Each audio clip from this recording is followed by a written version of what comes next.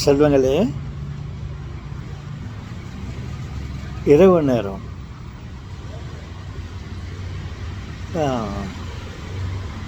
வணக்கங்கள்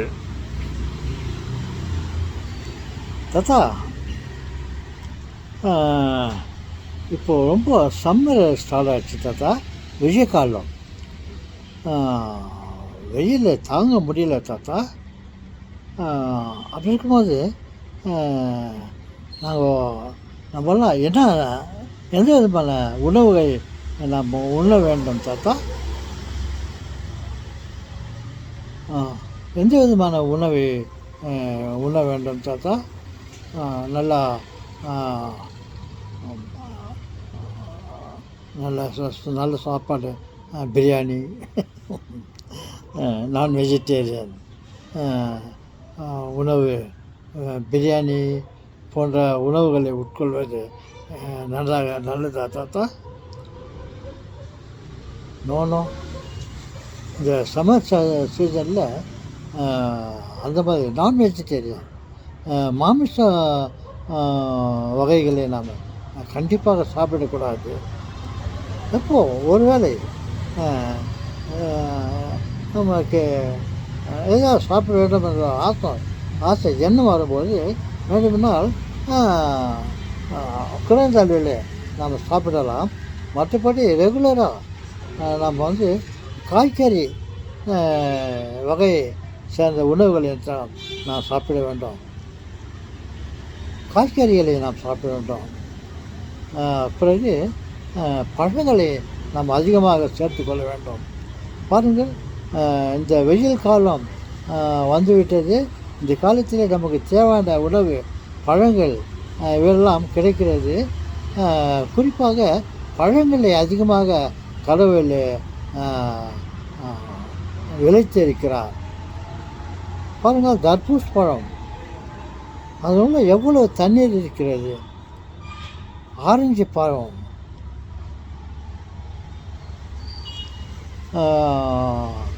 மற்ற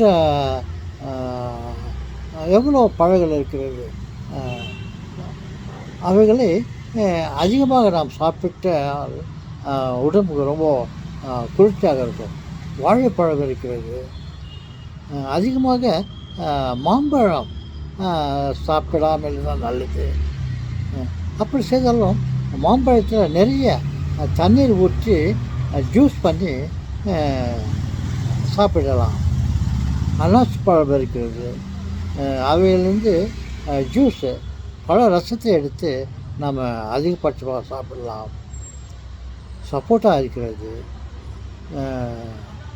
அப்புறம் முலாம் பழம்னு சொல்வார்கள், அவைகள் இருக்கிறது.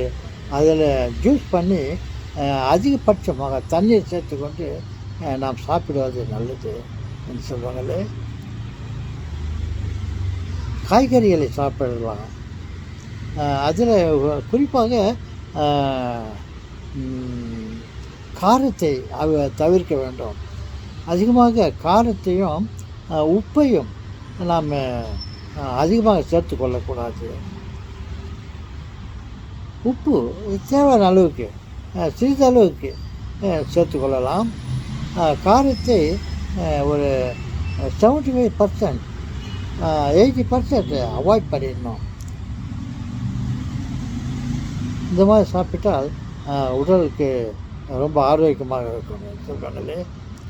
அப்புறம் காலையில் கஞ்சி, அரிசியில் ரைஸ் சாதம் செய்துவிட்டு இரவு சமயத்தில் அதில் ஒரு சிறிதளவு அந்த அரிசி, அந்த மிச்சமான அது என்று குறிப்பிடுவதற்கு அந்த இரவு நேரத்தில் கொஞ்சம் சாப்பாட்டில் தண்ணீர் ஊற்றி அது இரவு முழுவதும் அதை ஊற வைத்து விட வேண்டும். ஊற வைத்து விட்டு அடுத்த நாள் காலையில் எழுந்து அந்த சாதத்தை, அந்த தண்ணீர் கலந்த சாதத்தை செப்பரேட்டாக எடுத்து வைத்து விட்டு அதிலிருந்த தண்ணீரை செப்பரேட்டாக எடுத்து வச்சுட்டு இந்த சாதத்தை நன்றாக பிசையுங்கள். நன்றாக சிறிதளவு தண்ணீர், அதில் இருந்த தண்ணீர் தான். நீங்கள் எக்ஸ்ட்ரா ஏன்னா தண்ணீரை ஊற்றக்கூடாது. உங்களுக்கு தேவையான அளவுக்கு தண்ணீரை ராத்திரி நேரத்திலே ஊற்றி வைத்து விட வேண்டும். பகல் நேரத்தில் இந்த அது சோளம் அந்த தண்ணீரையும் பிரித்து எடுத்து விட்டு அந்த சோற்றை நன்றாக பிசைய வேண்டும். நன்றாக பிசைய வந்து பிசைஞ்சிட்டு அதில் கொஞ்சம் தண்ணி ஊற்றிட்டு தேவையான அளவுக்கு உப்பு சேர்த்து கொள்ள வேண்டும். இதில் உப்பு கொஞ்சம் நார்மலாக போடுறத விட கொஞ்சம் அதிகமாக இருந்தால் இன்னும் நல்லாயிருக்கும், சுவையாக இருக்கும். அந்த சோற்றை நல்லா பிசைந்து அதை சாப்பிட்டு விட்டு அந்த தண்ணீர் இருக்குது அல்லவா, அந்த தண்ணீரை குடியுங்கள். தேவாமிர்தம் மாதிரி இருக்கும். உங்கள் உடம்புக்கு அந்த நாள் முழுவதும் உங்கள் உடம்பை குளுமையாக வைத்து கொள்ளும். இந்த மாதிரி சாப்பாட்டை உணவு வகைகளை நீங்கள் சாப்பிட்டால் இந்த வெய்ய காலம், கோடை காலம் ரொம்ப நன்றாக இருக்கும்.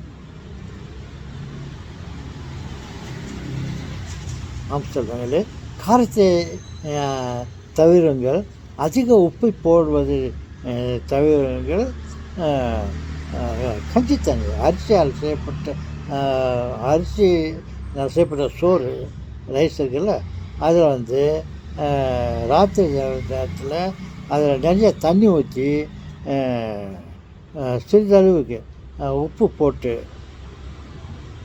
நீங்கள் அந்த அடுத்த நாள் காலையில் அந்த சாதத்தையும் அந்த தண்ணீரையும் தனித்தனியாக சாப்பிடுங்கள்.